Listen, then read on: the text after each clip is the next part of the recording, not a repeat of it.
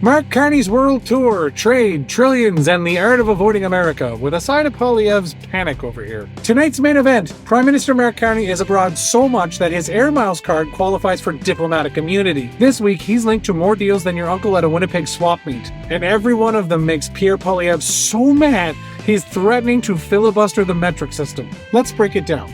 According to the Globe and Mail, CBC, and official government releases, Carney has just wrapped up a whirlwind visit to the United Arab Emirates, a place where the malls have Ferraris in them and everyone is a handshake away from a sovereign wealth fund. Canada signed a full Foreign Investment Promotion and Protection Agreement, or FIPA, which in plain English is like telling foreign investors, come invest, we promise not to nationalize your igloo. The FIPA with the UAE sets up clear rules, a legally binding promise for mutual investor protection, serious business, not just a pinky swear over shawarma. Both sides will now negotiate a comprehensive economic partnership agreement, or CEPA, aiming to double trade from $3.4 billion to $7 billion by 2035, focusing on energy, agri-food, clean tech, critical minerals, and more direct flights than you can shake a stick at. CBC reports UAE sovereign wealth funds will visit Canada early next year, kicking the tires on our energy, mining, and infrastructure. All while Carney's government is pitching a $1 billion project for the new minerals processing because we're done letting China have all the fun with the world's lithium.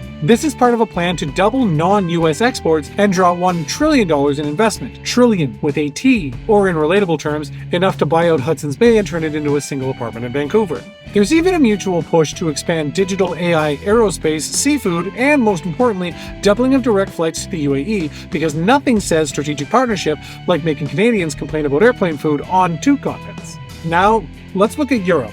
Carney didn't stop at the UAE. He sent his ministers, Joly and Anand, to Sweden, Finland, and Germany. Germany gets a new minerals and security partnership, and Sweden's on board for modular housing tech, clean energy, innovation, and joint standoffs in the sauna. All this because, according to Politico, Carney wants to Europe-proof Canada's economic future, since with Trump in Washington, again, Canada's main export has become anxiety. According to the Prime Minister's office, the UAE deals align with earlier FIPAs like we did with South Korea and Chile, which doubled trade in a decade. CBC adds, the UAE is already our 16th largest trading partner for goods and 7th for services. The more we sell, the more jobs for Canadians, which means more money for essential upgrades like slightly less depressing bus stations. But while Carney was out chasing trillion-dollar deals and making nice with oil sheiks and Volvo-driving Nordic prime ministers, Pierre Poilievre was at home warning that foreign deals are just liberal schemes to sell out real Canadians, like his neighbor Gary, who only trusts lawn signs and his own recipe for butter chicken. According to Poilievre, every Trudeau/Carney trade trip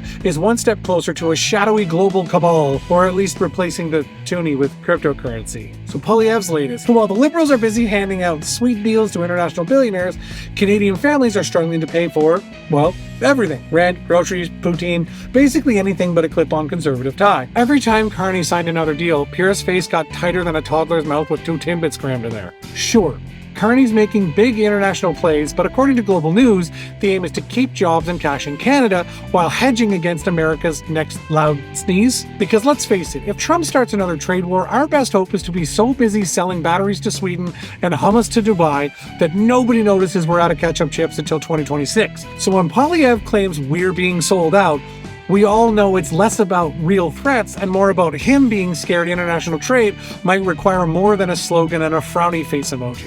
I mean, Poilievre's become Canadian politics' answer to that guy on Kijiji, always worried about someone's getting a better deal, insists on cash, and really thinks he can replace the Bank of Canada with a soda stream. Like, the truth? Canada's doing what countries do when their superpower neighbor is led by an inflatable blowhard, making new friends, hedging bets, and ensuring there's always somewhere for MPs to do junkets in February. So there it is. Carney's world tour. Part economic lifeline, part diplomatic speed dating, all Canadian hustle. We'll see if these deals actually bring home the bacon, or just a lifetime supply of business class upgrades and awkward Skype calls with the King of Sweden.